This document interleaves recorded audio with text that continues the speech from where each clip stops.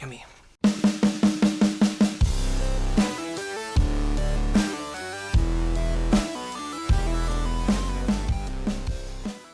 The Marvel Cinematic Universe has some of the best characterizations in all of cinema. And not because any of the films are particularly amazing, it's because they've had this ability to craft these amazing characters over the course of 100 hours or so. Well, actually, it's just under 50 hours, just shy, but still, that's like 2 days. And all of that time is high-budget, well-written filmmaking. And I'm not here to suck Marvel's dick too hard. I'm actually here to talk about a few complaints, but we will get to that. But I want to talk about the characterization.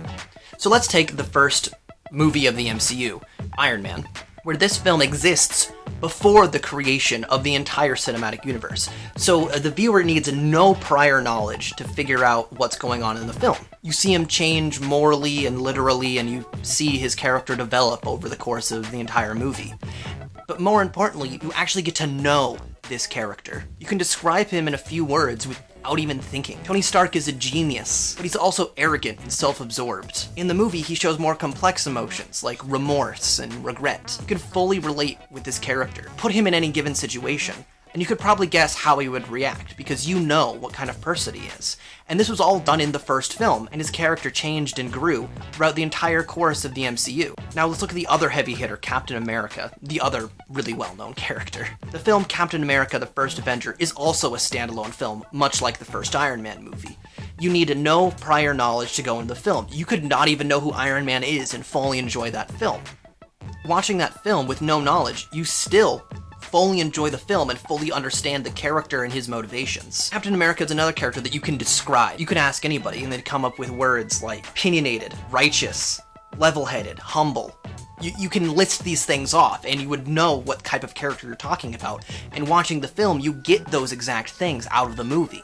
You could envision Steve Rogers in a given situation, and you could almost guess what he was gonna do because you're so well-versed with the type of person he is. And having these two characters, Iron Man and Captain America, they're almost opposites in the way that Iron Man has to change and he has to grow and he's still learning how to be a better person. Captain America has already gone through turmoil. He has been through his tribulations. He is the man that he wants to be. And so the conflicts for him come from the outside world and him wanting to hold those opinions strong and keep fighting for them. Having the audience already have an attachment to both of these characters really makes scenes like this all the more satisfying. You know damn well why. Back off. Oh, I'm starting to want you to make me. Yeah. Big man in a suit of armor. Take that off. What are you? Genius, billionaire, playboy, philanthropist. I know guys with none of that worth 10 of you. I don't mean to make things difficult. I know, because you're a very polite person. If I see a situation pointed south, I can't ignore it. Sometimes I wish I could. No, you don't. No, I don't. Sometimes I want to punch you in your perfect teeth.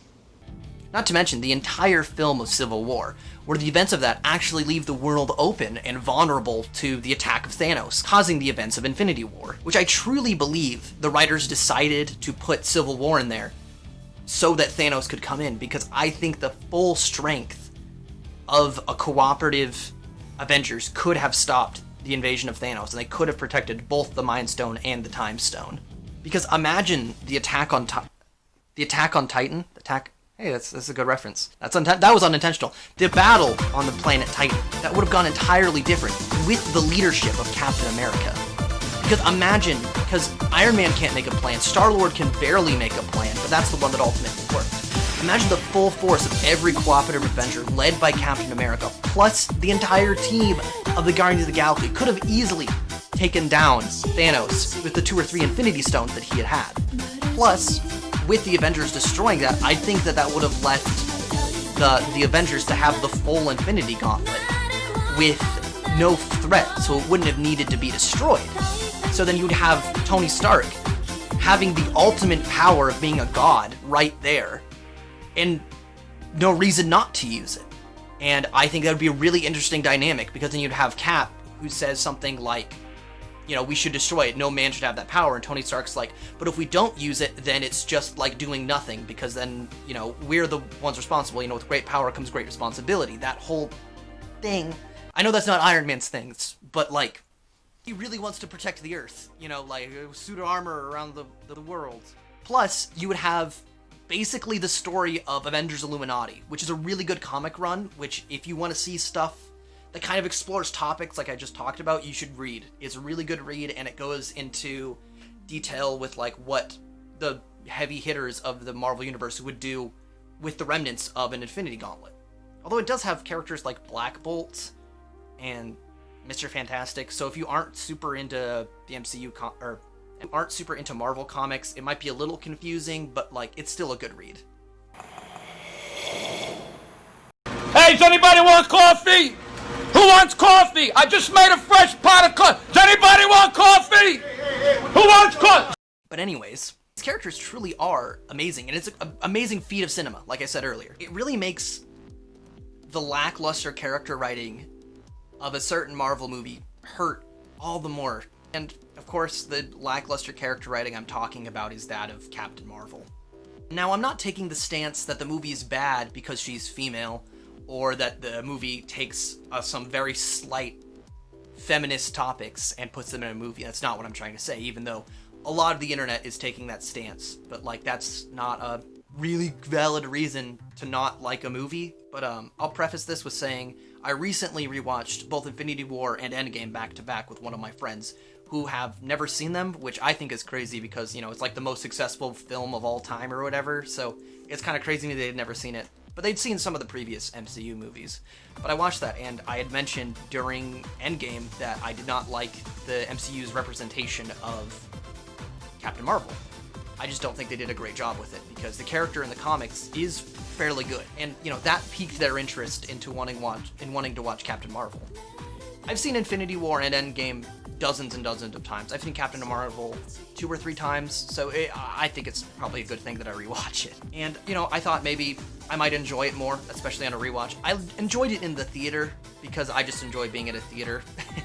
So I like any movie. I'd be a really bad film critic if I had to, like, do a turnaround where, like, I watched it in theaters and then I had to, like, you know, make a paper about it or whatever, because I'd be like, oh, it's so good, it has all this stuff. But on rewatching with a new viewer, the problems I initially had with the film just shined so much brighter. They were significantly more obvious on a rewatch. With somebody, I had to explain what was happening with it. And honestly, even does a poor job as acting as a standalone film, because I had to describe what the Skrulls were, because it took so long to introduce what they were and how they interacted with people. It was a very weird story, because, like, I know who the Skrulls are, I know what they do and what they're like, but, like, it was weird for them to, like, just talk about them in a really nondescript way. It was just very strange. One of my favorite aspects of this entire film, and I think the twist of being on the wrong side of history is a really good one that kind of is reflective of a lot of the themes that are all throughout the MCU. Although the good parts kind of fall away when it comes to the really bad part of the film, which is the characterization of Captain Marvel. Remember what I said about Tony Stark and Iron Man? Oh, wait, those are the same people. Remember what I said about Tony Stark and Steve Rogers, Cap and Iron Man? You can describe them very simply. If I just asked you to come up with a few things about either of them, you might come up with things very much like opinionated, righteous, level-headed, humble, or arrogant, self-absorbed, remorseful, regretful. And we'd all know who you're talking about, and we'd know the differences between the two characters. And when I got done watching the film with my friend, I asked them, can you describe Captain Marvel to me? Because I just wanted to test, like, I came up with this little hypothesis. And she said, a good person. And, like, that's kind of it. Like, Captain Marvel is a superhero. And I can't think of much more to say about what her personality is, and that's very unfortunate. I can come up with cocky or arrogant, because several times throughout the films that crops up, that she's kind of overconfident in her abilities. But because of course she is, because she's almost invulnerable. And throughout the film, they keep saying that she's emotional, or that she's over-emotional. And I can't think of one time she was actually emotional. If anything, she's one of the least emotional characters in the MCU. you know, I've seen Iron Man and Captain America both cry at different times, but I don't remember any time that she was emotional other than that one time she kind of hurt Yonrog, but then that's not really being emotional, that's just, you know, following your instincts. I like genuinely can't think of a good way to sum up Captain Marvel's personality, other than she's a superhero, and she's arrogant. And she doesn't like it when bad people do bad things to her. You know, when people say mean things to her, she doesn't like that. But nobody would like that. That's just a human thing that you would show to, like, be relatable to a character. To show a character as relatable. All of that's just superhero writing 101. I don't get it. I just wish I could come up with more to say about her. In Endgame, she almost seems mean because she isn't showing... They don't show her do anything helpful until the very last moment in saving Tony Stark. Those two things she doesn't even seem happy about. She just seems like she's doing it. So her characterization at Endgame just becomes more confusing. Which I'm sure had something to do with that they didn't write the movie yet. They didn't write Captain Marvel's origin when she was in Endgame. So maybe it was just like the directors didn't know what to do with her, Brie Larson didn't know what to do with the character. That's why it became so much more confusing when compared back to back to the movie Captain Marvel. But again, she just is arrogant and a superhero, and that's just such a basic character trait for a superhero.